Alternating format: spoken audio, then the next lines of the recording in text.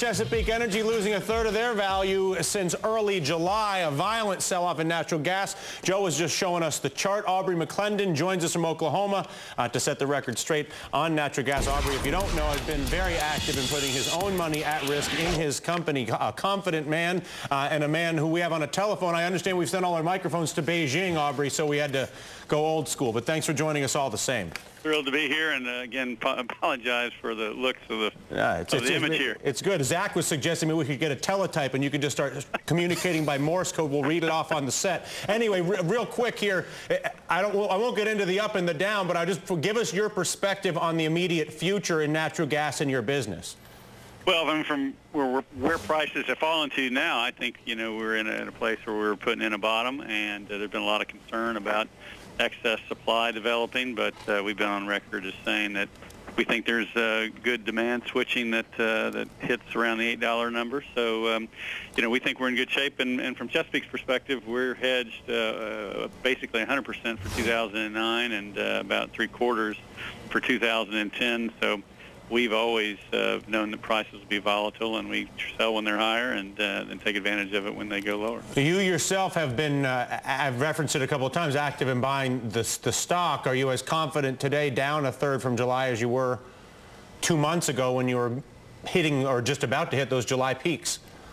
Well, I always am concerned about gas prices. Always am concerned about the future, and certainly, with the deleveraging that's occurred across the world, you always have to be concerned about that. But that leads me back to why we hedge as a company, and we've hedged a lot of gas above $9 and $10 over the next couple of years here. So we'll continue to ride it out and and look for better days in the future. But I think it does give investors an opportunity to build some positions in E&P stocks, especially Chesapeake, that they might not have had the opportunity to do when prices were higher. Go ahead. And there's no doubt that the stocks had an unbelievable run. You recently sold off some assets to BP. I'm curious, is that to drive more financial money towards what you're doing with some of the recent developments that you've got going on, for instance, like in the Haynesville Shale? I think a couple things it allows us to do. One is it allows us to bring some present value that we were only going to get through the drill bit in years ahead, to bring that forward to today, and also allows us to build some partnerships with some of the most powerful institutions, corporations in the world, many of which have really kind of missed the North American gas game the last decade or two, and they're kind of coming back. So we're the largest producer of gas in the country, largest leasehold owner, largest driller.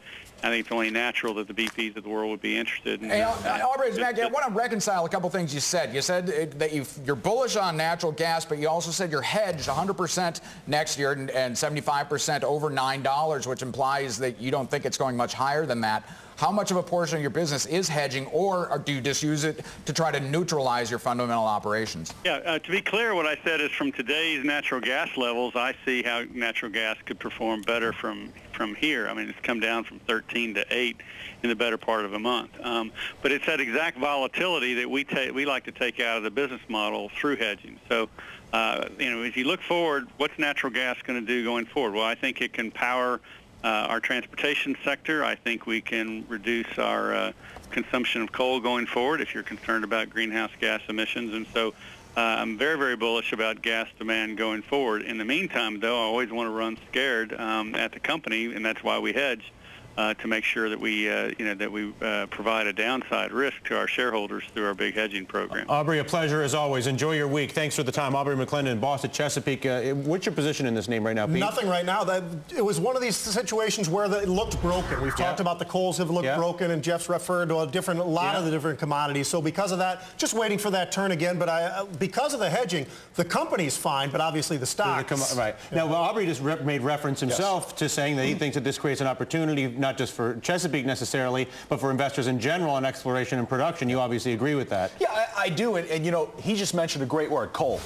Coal.